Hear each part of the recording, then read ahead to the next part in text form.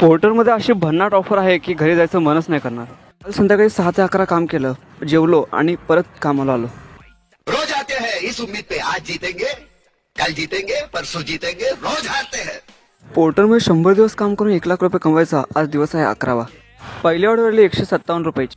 ही order ह्या लोकेशनवरून घेतली आणि ह्या लोकेशनला डिलिव्हर केली. दुसरी ऑर्डर आली 143 रुपयाची. एका बरिस्तामधून पार्सल घेतला आणि दुसऱ्या बरिस्तामध्ये पार्सल सोडलं. ह्याचे भेटले 143 रुपये. त्यांनी मला कॅश दिली. रात्रीच्या अंधारात बांद्र्याच्या बीचवर बसून मस्तपैकी कॉफीचा आस्वाद घेतला. सुकून का नाम सुना है? हाय हाय, इतना सुकून. तब्बल सकाळी 4 वाजता ही तिसरी ऑर्डर आली 190 रुपयाची. हे 3 डेबिट कार्ड घेऊन पटकन डिलिव्हर केले.